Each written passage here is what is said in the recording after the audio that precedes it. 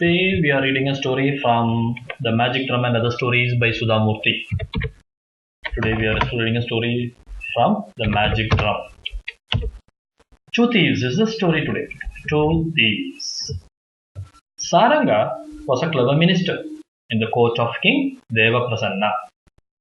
Saranga was such a good advisor that none of the neighboring kings could ever succeed in attacking the kingdom.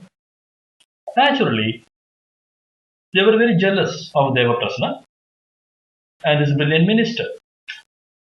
Saranga was also a great patron of arts. Many artists, writers and thinkers gathered in his house.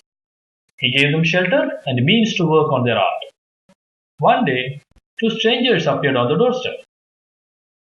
They said, "We have been wandering in many places. We heard you are kind to talented people. So we have come to ask you for shelter," they said. "What are your talents?" asked Saranga. "I can bark like a dog," said one. "My imitation is so good that even real dogs get confused. And my friend here can crow better than a cock." "What have you been doing all this while with these talents?" asked Saranga, amazed. Now the two friends looked embarrassed. Finally they said, "We will be honest. We were thieves and used our talents to confuse the owners of the houses we robbed. Now we have decided to mend our ways and do some honest work. That is why we came to you." Saranga decided to let the two stay in his house, even though his other guests protested. He felt they were truly repentant and should be given a chance. So the two stayed with him and became a part of his group. Now, Himabindu was a wicked old king of the neighboring kingdom. Several times he had wanted to invade Devaprasanna's kingdom, but had failed miserably because Saranga would always foil his plans.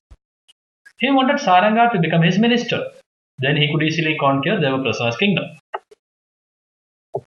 One day, he sent a letter to Devaprasanna. "I want to honor your minister Saranga. I want him to come to my kingdom and give my ministers some lessons in the statecraft. Please send Saranga to my kingdom and allow him to stay here for a few days." Saranga was suspicious when the king informed him about the letter.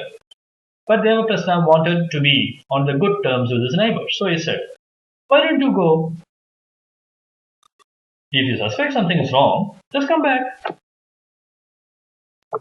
Saranga now had no choice but to go to Himabindu's court. He took his group of artists and writers with him, as well as the two ex-thieves. Himabindu welcomed Saranga with great respect.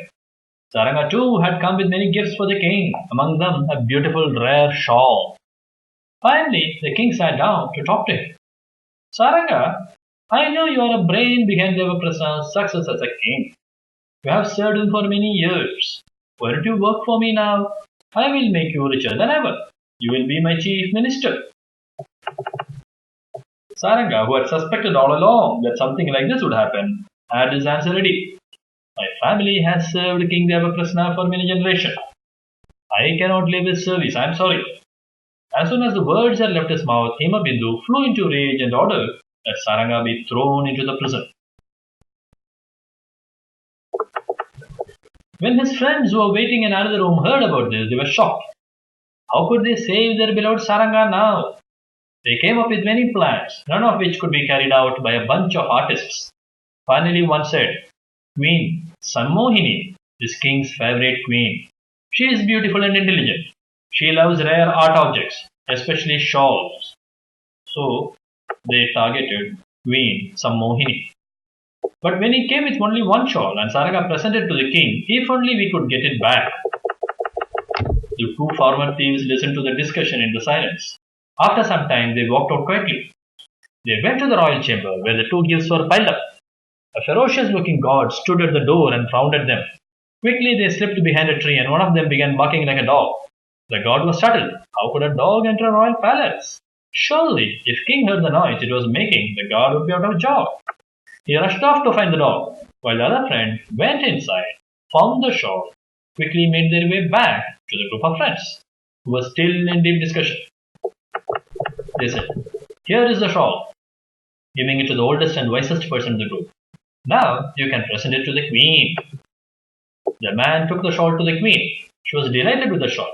What a beautiful design, such a soft gold. How much do you want for this? Saranga's friend bowed low and said, Your Highness, I don't want any money, but please request the king to free our dear friend Saranga. The queen agreed. That night, when Himabindu came to have dinner with his favorite queen, she served him the most delicious dishes. He was delighted, and after tucking into the huge dinner, leaned back happily and asked, What is it, my dear? You look worried. Is there anything you desire? Quickly, the queen said, I have heard that a clever minister called Saranga has been imprisoned by you. He is said to be a wise man. Should we treat him like this? Why don't you free him, just for me? The king, already sleepy after his enormous dinner, said yes, and ordered Saranga's release.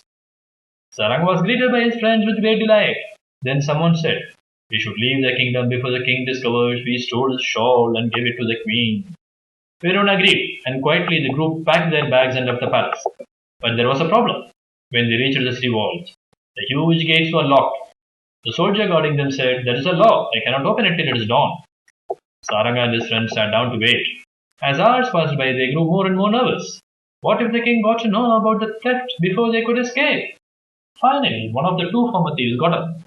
He climbed a tree near the soldiers guarding the gates and crowed loudly like a cock. The soldiers jumped up and, thinking it was morning already, rushed to open the gates.